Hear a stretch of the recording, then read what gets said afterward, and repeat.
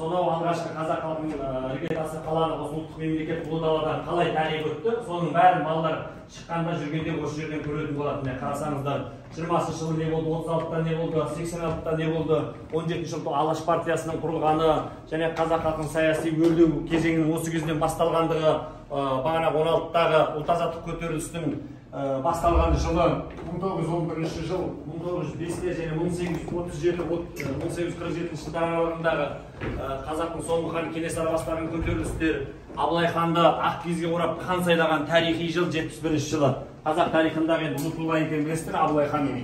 Сонымен қоса 1726 жылы ордабасындағы жоңғар шапқыншылығымен болған соғыс, 1726-30 жылдардағы Ақтабан шұбырынды, Алқакөл сұламаты бекіністерді сала бастады. Қай кезден 1714-1720 жылдар аралығында 1465 жылы не болды? Онда Кереймен Жәнібек қазақ халқының алғашқы іргетасын көтеріп шаңырақ және ғұн көсемі Аттиланың өмір сүрген жылы Орта Азия, Еуропа